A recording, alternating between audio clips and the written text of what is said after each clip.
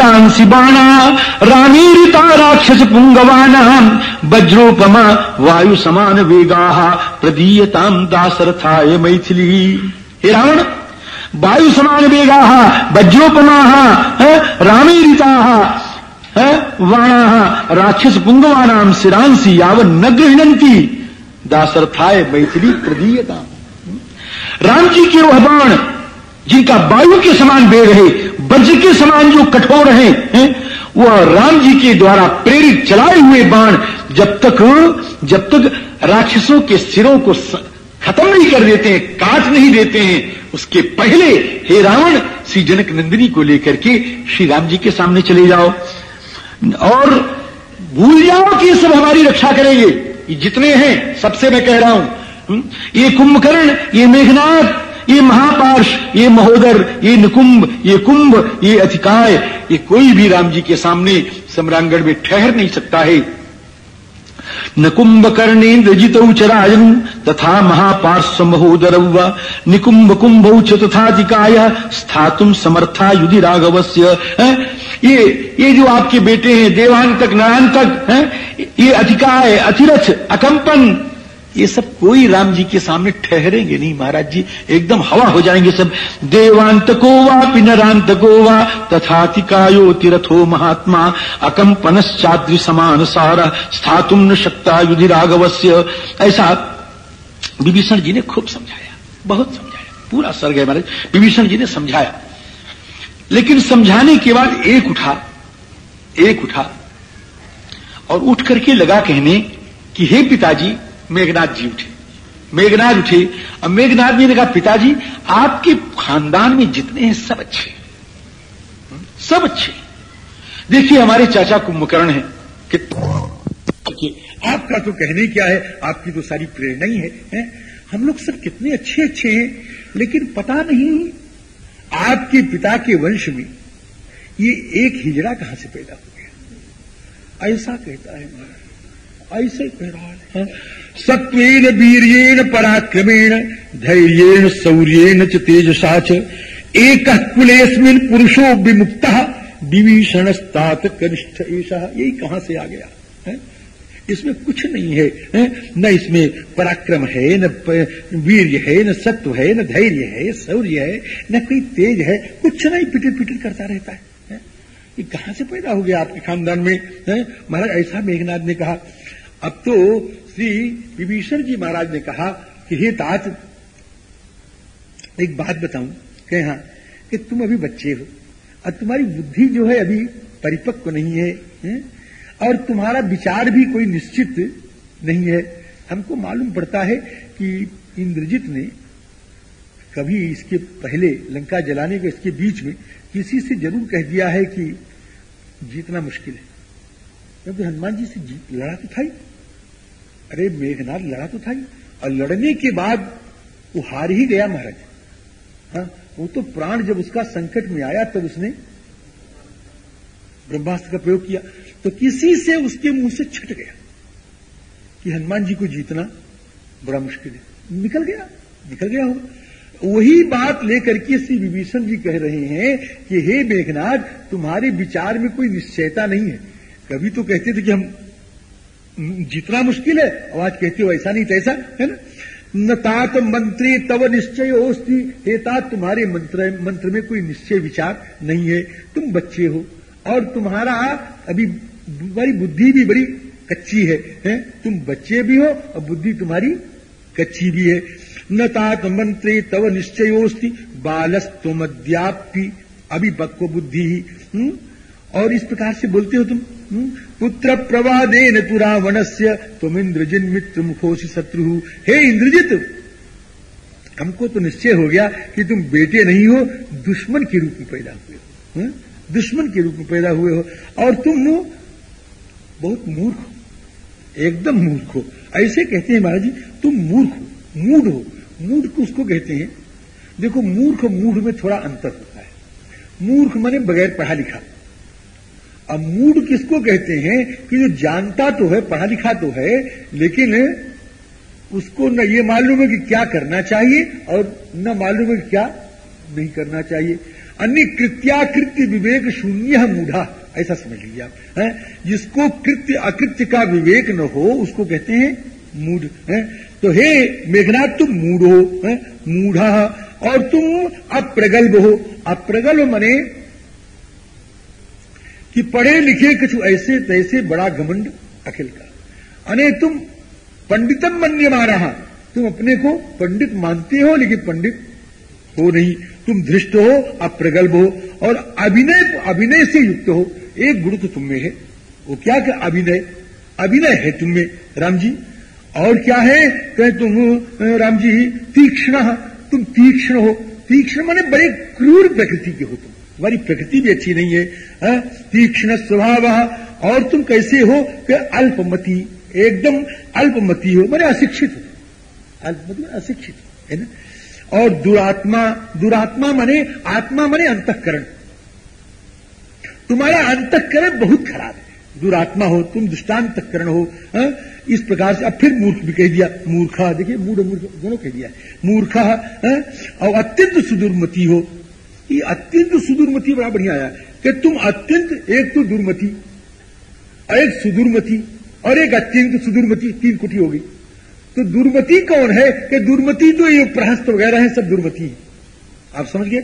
और सुदूरमति कौन है, जिसकी अत्यंत दुर्मति हो, वो कौन, जैसे महापार्श जिसने कहा कि जानकी जी के ऊपर आक्रमण करिए, है ना। ये एक तो दुर्मति और एक सुदूरमति। लेकिन मेघनाथ तुम तो उनसे भी, उनका भी कान काट गए, तुम तो अत्यंत सुदूरमति हो, है ना। और राम जी मूढ़ो प्रगल्भो विनयोपपन्न तीक्ष्ण स्वभावोल्पमतिर दुरात्मा मूर्खस्तमत्यंत सुदुर्मतिश्च तुम इंद्रजित बालतया ब्रवीषि। अब बचपना कर रहा है तू, इस प्रकार से तुझे नहीं बोलना चाहिए। अब रावण अब तक तो नहीं बोला, लेकिन अब रावण ने कहा, हे विभीषण एक बात बताएं, क्या कि सांप के घर में रहना अच्छा है, सांप के साथ रहना बहुत अच्छा है, दुश्मन के साथ भी रह लेना अच्छा है, लेकिन जो मित्र के रूप में दुश्मन हो उसके साथ कभी नहीं रहना चाहिए। वसेत सह सपत्नेन क्रुद्धेन आशी विषेण च न तो मित्र प्रवादेन संबसेत शत्रुसेविना। जो अपना तो मित्र कहलावे और सेवा करे शत्रु की, ऐसे के साथ कभी नहीं रहना चाहिए। मम पूर्वसी तपसिल सन प्रीति सठु मिलु जाय तिनहि कहु नीति अवस कही कीन सि चरण प्रहारा अनुज गहे पद बारही बारा।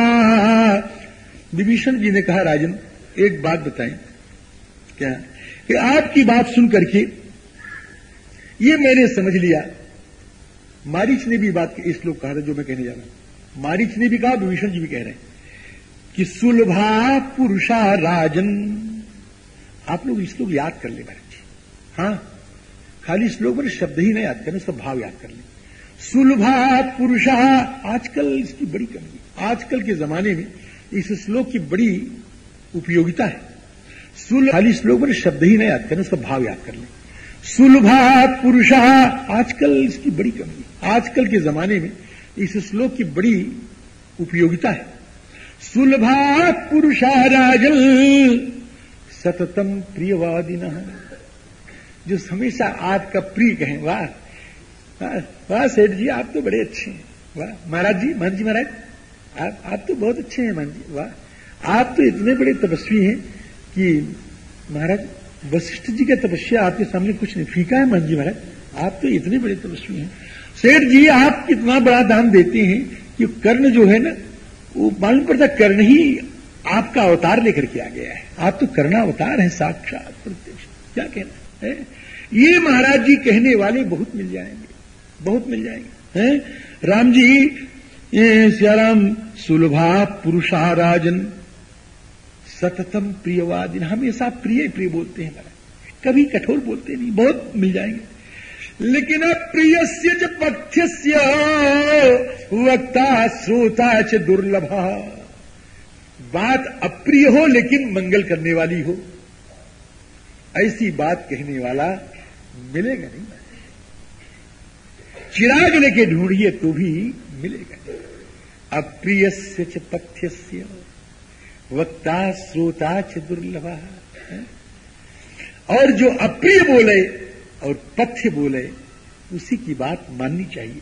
लेकिन हे रावण, हे राक्षसराज, हे मेरे ज्येष्ठ भ्रातः, दुख है कि आपके यहां चाटुकारों की सभा जुड़ी है। आपके यहां पथ्य कहने वाला कोई है नहीं, इसलिए अब हम आपको क्षमा नहीं कर सकते।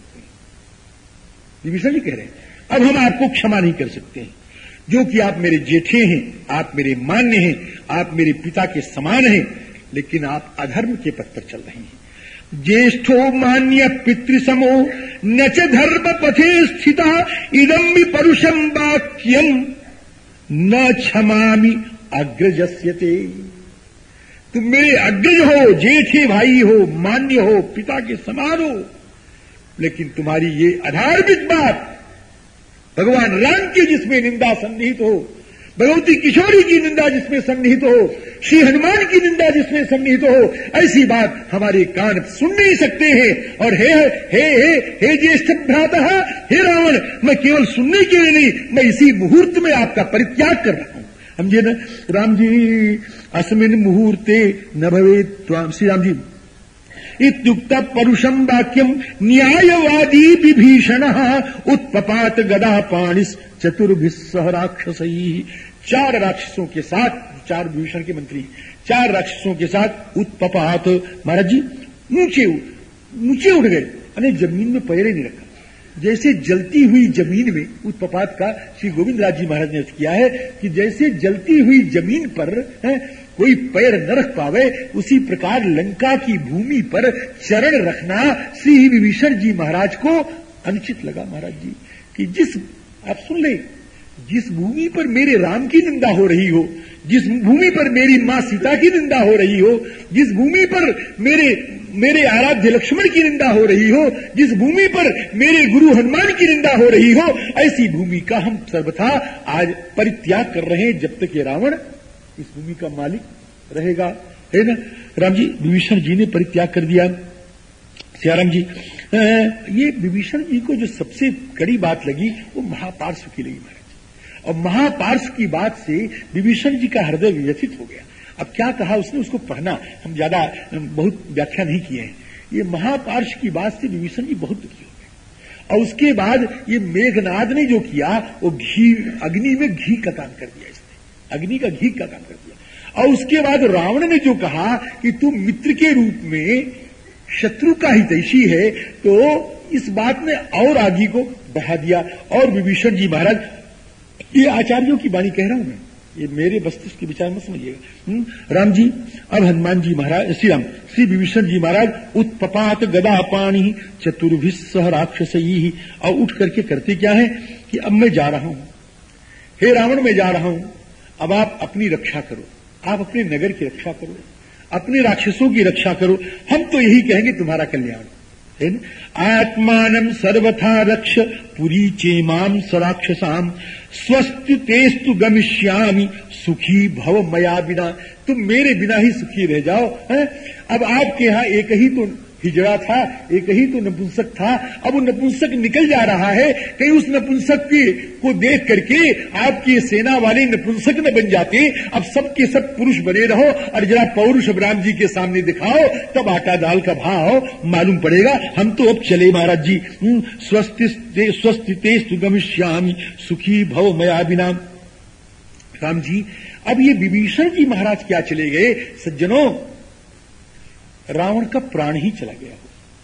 ठीक कह रहा हूं आपसे। अब तक रावण को भगवान मारेंगे निश्चित नहीं था, अब भगवान मारेंगे ये निश्चित हो गया महाराज जी, अब निश्चित हो गया। विभीषण के रहते हुए राम जी इस लंका पर आक्रमण करने में संकुचित हो रहे थे। श्री राम जी सोचते थे कि विभीषण ऐसा भक्त जिस लंका में हो, जिस खानदान में हो, उसका विनाश मैं कैसे करूं। लेकिन जब ये निकल गए, इनको लात मार के निकाल दिया, राम जी ने कहा रास्ता साफ हो गया। तौलो न दाप दल्यो 10 कंधर जौलो विभीषण लात न मारो। महाराज आपको शिक्षा दे रहा हूं इस व्यासपीठ से। बहुत बार ऐसा होता है कि परिवार में कोई ऐसा व्यक्ति होता है, भजन भजन तो करता है, विचार तो उसके बड़े अच्छे हैं, न कमाता नहीं है, कमाता नहीं है। तो आप क्या करते हैं, उसको अलग करते हैं, उसको निकाल। कभी ऐसा मत करना। वो जाएगा तो तुम्हारे कुल की लक्ष्मी को लेके जाएगा। मेरी बात को ध्यान रखना, उसकी रक्षा करना।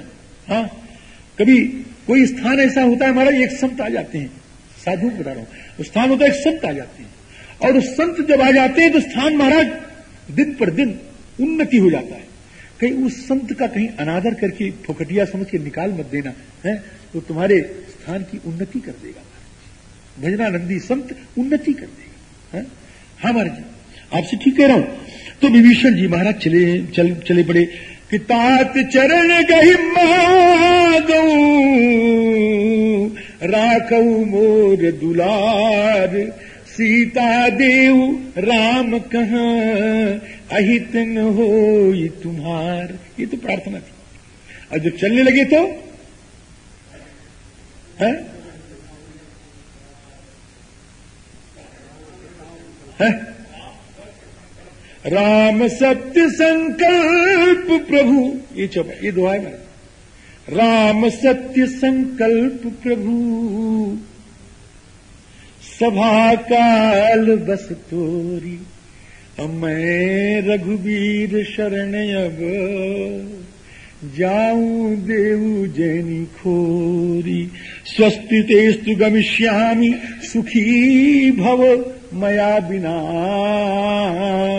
अब तुम मेरे बिना सुखी हो जाओ। इत्युक्त्वा परुषं वाक्यं रावणं रावणानुजः आजगाम मुहूर्तेन यत्र रामस्य लक्ष्मणः। जहां भगवान राम हैं, जहां श्री लक्ष्मण लाल जी महाराज हैं, वहां आ रहे हैं। लेकिन अगर बीच में भी थोड़ा सा कैसे चल रहे हैं महाराज जी? चले वह रखी रघुनायक पाही, करत मनोरथ बहु मन माही। चल रहे हैं, कैसे चल रहे हैं? कि देखी हो जाय, क्या है? चरण जल जाता, देखी हो जाय चरण जल जाता, अरुण मृदुल सेवक सुखदाता, जिल पायन की पादुका भरत रहे मन लाए। भैया ते पदयाज बिलोकी हो, इन ननी अब जाए। मैं देखूंगा, मैं देखूंगा, मैं देखूंगा महाराज।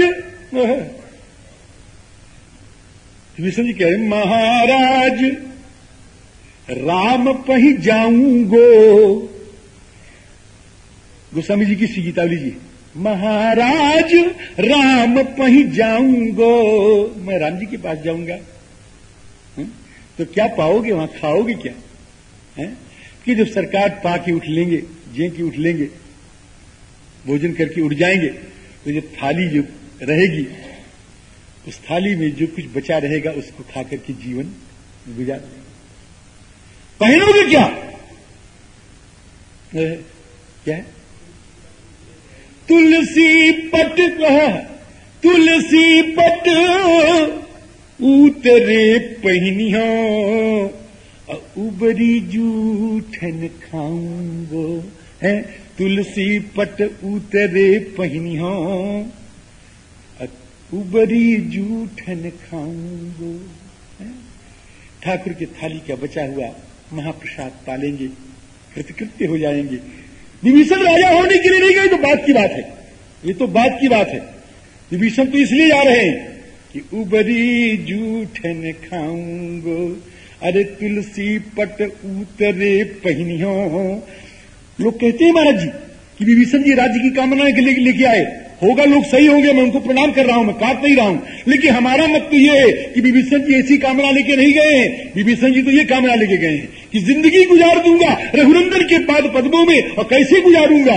कि तुलसी पट उतरो पहनियो, और उबरी जूठन खाऊंगो। इस भावना को लेकर श्री विभीषण जी महाराज चल रहे हैं, चल रहे हैं महाराज जी। और चल नहीं रहे, अब धीरे धीरे पहुंच रहे हैं।